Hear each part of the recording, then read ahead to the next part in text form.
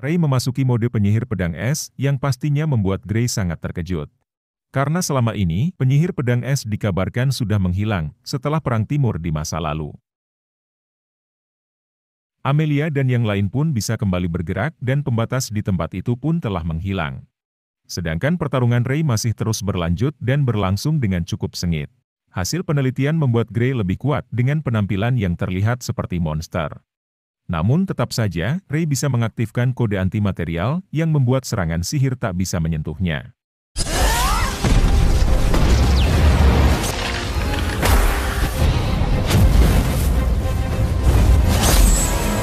Hal itu sangat mengejutkan bagi Gray karena semua serangan sihirnya bisa lenyap begitu saja. Ray mengatakan kalau pedang es adalah atribut yang menjadi simbol dari penyihir pedang es. Ray lalu bertanya tentang perbedaan terbesar antara sihir es dan sihir api. Yang dimana perbedaannya ada dalam penggunaan kode untuk akselerasi atau perlambatan molekul. Dengan kata lain, sihir es adalah operasi perlambatan yang tak disadari oleh banyak penyihir. Ray bisa memanipulasi kode perlambatan dan menggunakan kode anti-material untuk memutar balikan kode tersebut. Semua teori itu membuat saya pusing, sampai-sampai saya harus minum bodrek. Yang artinya, semua teori itu akan dijelaskan langsung oleh Ray sendiri.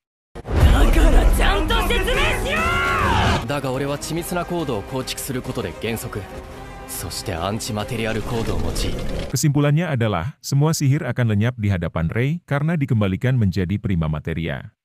Namun bagi Gray, anti-material kode adalah sebuah teori di atas kertas. Amelia dan yang lainnya pun hanya bisa menonton dan tak bisa melakukan apapun. Hasil penelitian Gray masih belum cukup untuk mengalahkan Ray si penyihir pedang es.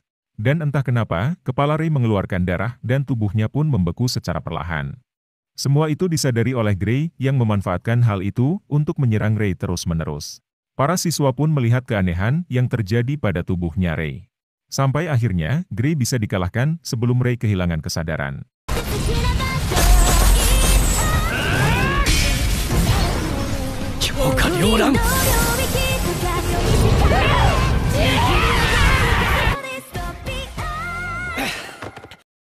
Di masa lalunya, Lydia menemukan Ray yang pingsan dan memutuskan membawanya ke markas.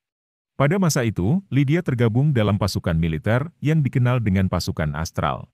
Lydia menjelaskan kalau dia sempat mendengar suara dan menemukan Ray yang telah pingsan. Pasukan astral adalah pasukan khusus yang diisi oleh Kepala Akademi Abby, Carol Caroline, dan rekan-rekan yang lain. Yang ketika di dalam kemah, Abby lalu memberitahu kalau negara Arnold menolak merawat Ray. Sedangkan menurut Lydia, Ray menjadi yatim piatu karena perang di negara mereka.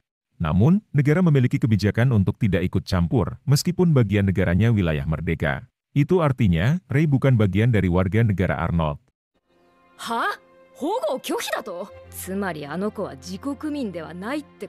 Menurut informasi, Ray berasal dari sebuah desa terkutuk yang mengadakan upacara pemanggilan para dewa. Meski di zaman sihir, namun nyatanya masih ada sedikit orang yang percaya hal itu.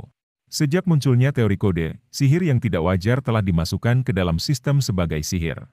Jika penelitian dilanjutkan, mungkin saja kebenaran dunia akan terungkap. Abby lalu memberitahu kalau Ray sudah sadar dari pingsannya. Lydia pun buru-buru ke tempat Ray yang rupanya Carol sudah ada di tempat itu. Sebelum Lydia datang, Ray sama sekali tak menjawab saat Carol menanyakan namanya.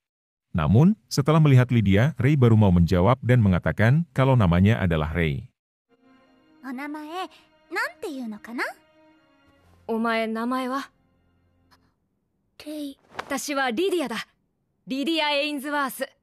Ray lalu diperlakukan dengan baik yang membuat Ray mulai merasa nyaman. Dan entah kenapa, Ray justru lebih dekat dengan Lydia dibandingkan dengan Carol yang jauh lebih feminim. Keduanya pun seringkali bertengkar, yang membuat Ray tersenyum saat melihatnya.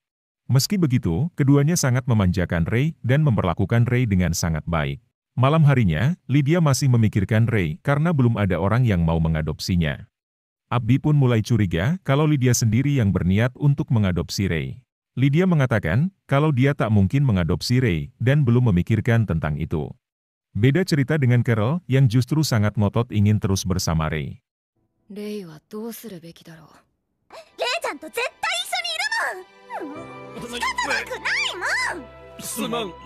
Keinginan Carol dianggap mustahil karena mereka masih mempunyai misi. Carol tak mau menelantarkan Ray dan bisa saja membesarkan Ray dengan uang yang dia punya. Sebenarnya, Lydia pun merasakan hal yang sama dan tak mau berpisah dengan Ray. Sedangkan Abby malah lebih setuju jika Ray dititipkan ke panti asuhan. Namun tiba-tiba, Lydia melihat Ray yang sedang mengintip dari tadi. Lydia pun menanyakan keinginan Ray yang sudah mendengar semua pembicaraan mereka. Dan ternyata, Ray lebih memilih bersama Lydia daripada bersama Carol. Lydia lalu meminta atasannya agar menyerahkan Ray untuk dijaga olehnya. Lydia ingin membimbing Ray ke jalan yang benar dan bisa merasakan kalau Ray memiliki keistimewaan. Sampai akhirnya, atasan mengizinkan hal itu dan membolehkan Ray tinggal bersama mereka. Mulai saat itu, Lydia mengangkat Ray jadi murid dan diajarkan semua hal termasuk kekuatan sihir. ということで私は今からお前の師匠だ。わかった、師匠。 6 tahun kemudian, Ray sudah bergabung dengan pasukan astral dan ikut dalam Perang Timur. Ray mewarisi semua kemampuan Lydia dan bisa mengalahkan pasukan musuh dengan sangat mudah. Lydia menjadi pemimpin pasukan astral yang memimpin pasukan garis depan. Medan perang menjadi tempat memicu kekuatan sihir yang dikenal dengan overhead. Overhead adalah penggunaan sihir berlebihan yang membuat kekuatan sihir tak bisa dikendalikan. Selain itu, overhead bisa menyebabkan gangguan mental dan bisa terjadi pada semua penyihir.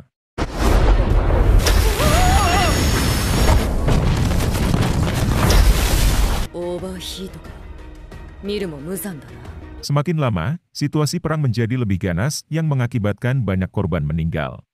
Bahkan katanya, pasukan musuh telah mendapat bantuan dari Kekaisaran Avil. Hal itu membuat pasukan musuh lebih kuat dan menewaskan 2 penyihir besar dari pasukan Arnold. Mereka menyarankan Ray mundur dari perang karena usia Ray yang masih sangat muda. Namun, Ray diajarkan menjadi orang yang kompeten yang harus bertanggung jawab. Bagi Ray, mereka semua adalah keluarga dan tak mau mundur meski harus bertaruh nyawa. Hingga suatu hari, Ray harus menyaksikan kematian rekannya yang gugur dalam medan perang. Lydia mengalami luka parah yang membuatnya lumpuh dan hidup di kursi roda. Kejadian itu membuat Ray hilang kendali dan mengalami overhead di akhir peperangan. Hey, omae wa ikiro. Yang ketika tersadar, Ray sudah mendapat perawatan dan ditemani oleh Abby bersama Lydia. Abby sudah memastikan kalau semua teman Ray dalam keadaan baik dan sudah kembali pulih. Lydia merasa sangat senang karena Ray telah melindungi para siswa. Sebelum pergi, Lydia sempat meminta Ray agar datang ke rumahnya di waktu senggang. Awalnya, Abby sama sekali tak setuju dengan masuknya Ray ke Akademi Arnold. Ray tumbuh besar di medan perang dan pernah melihat berbagai kematian di usia muda. Kehidupan para bangsawan dipenuhi diskriminasi yang membuat Abby tidak tega. Namun saat itu, Lydia datang ke akademi dan menemui Abby selaku kepala sekolah. Lydia ingin Ray melihat dunia yang lebih luas dan belajar hidup dengan caranya sendiri. Karena hal itu, Lydia sampai memohon agar Ray dimasukkan ke akademi. もっと世界の広さを知ってほしいんだ。お願いだ。レイ、学生生活を楽しめ。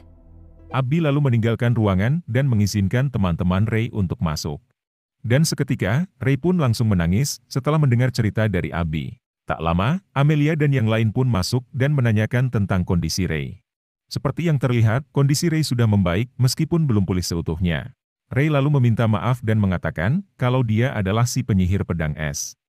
Setelah mengalami overhead, Ray harus menekan overhead di tubuhnya dengan sihir yang bernama Chronos Lock.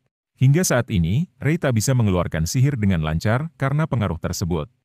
Ray telah membunuh banyak orang dan menutupi semua itu dengan menyembunyikan identitasnya. Namun meski begitu, mereka sama sekali tak masalah dan menerima Ray dengan tangan terbuka. そうなんだね。血を流した師匠に抱きしめられていた。みんな、レイと一緒にいたいの。ありがとう。みんな。Yang ketika beristirahat, Ray malah kedatangan Albert yang datang secara tiba-tiba. Dan rupanya, Albert ingin meminta maaf dan mengakui semua kesalahannya. Harus diakui, Albert memiliki keberanian yang besar untuk meminta maaf secara langsung. Karena faktanya, kebanyakan orang merasa paling benar dan malah membela diri saat dia salah. Ray sama sekali tak masalah dan justru merasa senang dengan keberanian Albert. Albert mengatakan kalau dia ingin menjadi lebih kuat meskipun sudah tahu tak bisa mengalahkan Ray. Dan yang saya suka dari jawaban Rei adalah, jalanilah hidupmu dengan serius di lingkungan yang baik. Teruslah untuk mencoba, dan jangan pernah merasa putus asa. Karena jawaban yang kamu kejar, hanya bisa ditemukan oleh dirimu sendiri. 今の君ならもうわかるだろう。しいな。今日から皆さんの担任にな。よろしく。